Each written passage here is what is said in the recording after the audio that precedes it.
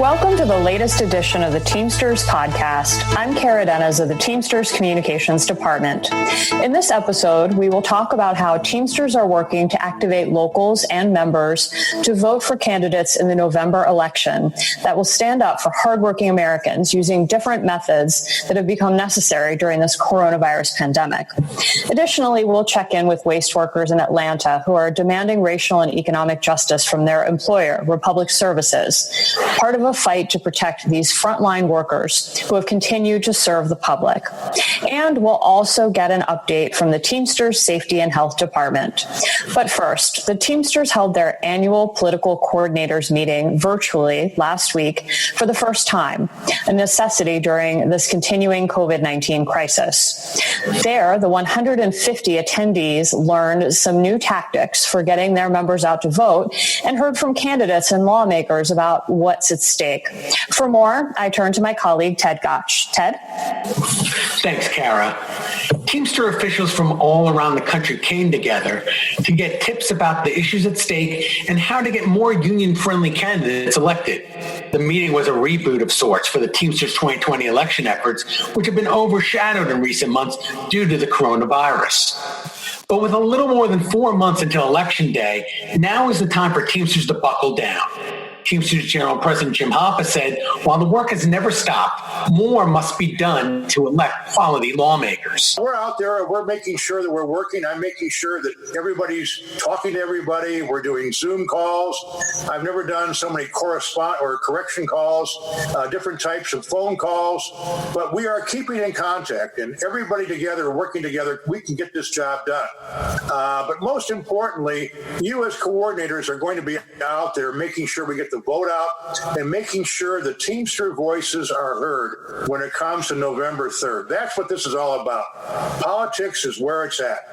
Also, we have to make sure that people vote. And one of the things people are talking about is voting by ballot, voting by mail, whether it's an absentee ballot or whatever you want to call it. More and more people are doing that with the coronavirus going on. People are afraid to stand in lines.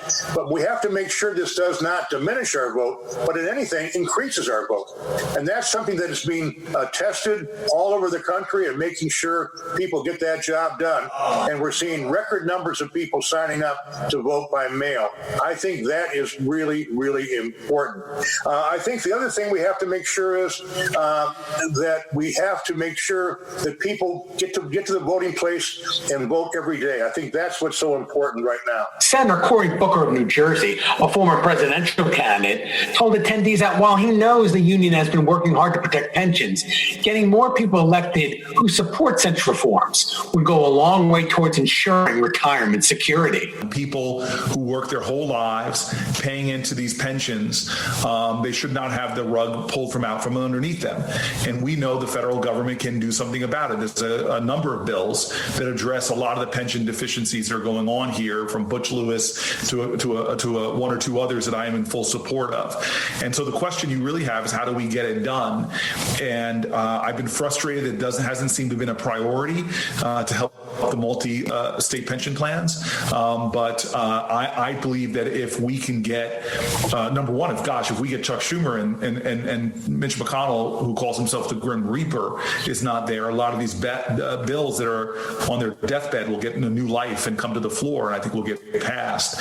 And I think you all have done a great job of educating a lot of folks, but now we just a little less conversation, a little more action, as they say. That wasn't Jesus, that was Elvis that said that. So I'm going to be one of these people that wants to make this bigger and bigger deal. I think we need to start pressing folks, making people feel uncomfortable to get this anxiety that a lot of folks are living with addressed. It's the just thing to do. It's the right thing to do. And you get a lot of lip service from both sides of the aisle about being for working people. Well, here's a tangible way people need to show it. Federal elections, of course, are not the only ones at stake.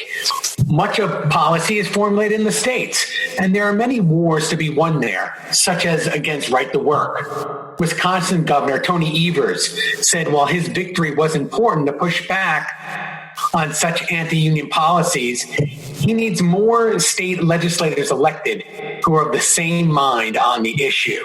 Our political goals that we have together have not changed. And, I'll say, we talked, the beginning conversation was, a lot of it was around right to work. And it is still a top priority for us to get rid of that supposed right to work law and give working people in Wisconsin a boost that they certainly need, especially in our unionized sector.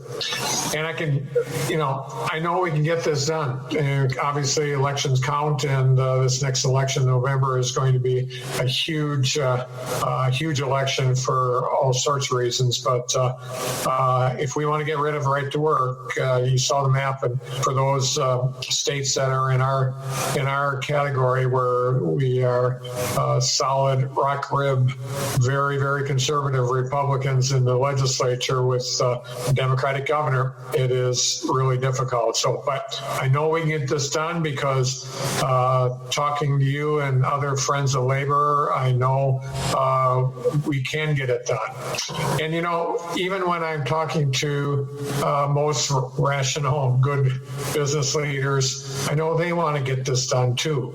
And there are lots of good businesses in Wisconsin that would back us on that, and we can get them behind us. It's just a matter of having the right numbers in place in the legislature. But when you're starting a business or running a successful business, you have to have skilled workers. And you're making it really difficult for yourself if you're a business owner when you have right to work in place. But how do the Teamsters get more pro-worker lawmakers elected? Teamsters political director Tyler Longpine said the expansion of voting by mail and absentee voting will allow the union to ensure they get members out to the ballot box. So you have election offices scrambling to find bodies to staff the polling places, and in failing to do so, they have to make the tough choice to, in some cases, as we saw yesterday in Kentucky, eliminate polling places altogether and consolidate polling places, which amplifies the first problem we talked about that creates a disincentive to go out and vote if you're going to have to stand in line with hundreds of other people throughout the day. So the problems begin to compound themselves as we look at the different ways that this can affect election day. Next, you've got local election offices facing challenges finding polling locations themselves. Again, senior homes, retirement communities are a popular polling location. For obvious reasons at this time, they cannot allow the general public into their buildings during a pandemic. Many of the other common polling places, whether those be churches, schools, public buildings that are typically polling locations, aren't properly staffed or even open at this time, and can't reliably commit to being open or available in the fall if they're planning on a potential second wave, if things continue to get worse, or if things get better and then get worse again in the fall. In counties across the country, I think yesterday we saw the most radical example of an entire county being consolidated into one precinct. But more commonly, you're seeing a 25 to 50% reduction in the number of polling places that need to be either redesignated or and failing to do that again, they're just consolidating polling places, leading to longer lines, greater confusion, or in many cases both. Finally, you've got a staff that is already overwhelmed. These election offices run on a shoestring budget in a lot of cases. Their budgets are set in advance, whether it be the state, the county, the city, whoever's done their budget, is usually looking at, the historic need to administer an election, and they're not prepared financially for the additional cost or burden that running an election during a pandemic creates. So you've got staff that aren't prepared, you've got staff that aren't trained, and you've got staff who, and that's not to diminish the work they're doing. That's just they are not prepared to run an election at this time, and certainly not to make some of the adaptive changes that need to be made. They don't have the systems in place to administer all mail elections in many of these places.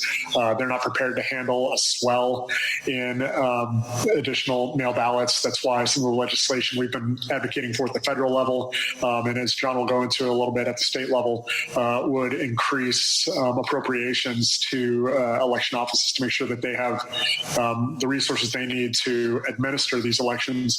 So you've got 3 or 4 different ways in-person voting and election administration are challenged amid the pandemic.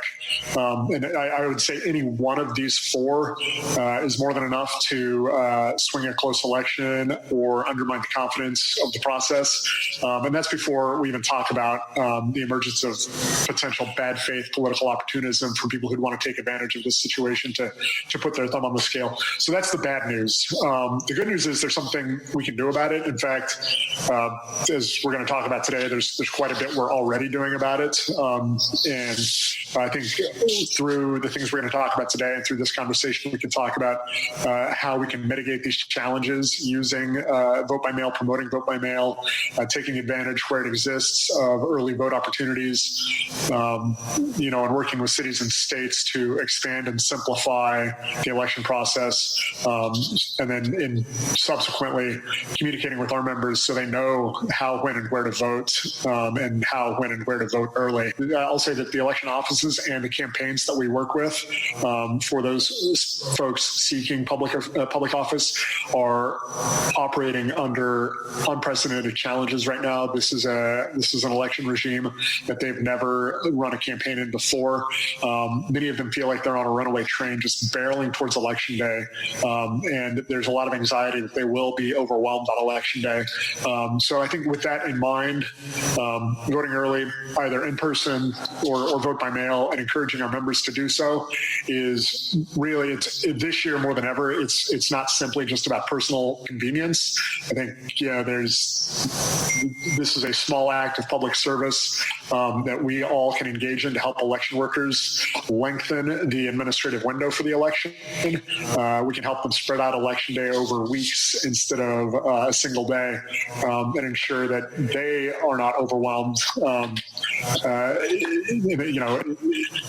in the course of a single day. So, to borrow a popular metaphor from the COVID pandemic, there's a lot of concern about hospitals being overrun if the curve gets too steep, much the same way that we're flattening the curve and spreading out rates of infection during the pandemic. That's exactly what vote by mail and early voting can do in the administration of an election. You can spread it out over days and weeks instead of a single day, and hopefully not crash systems on election day.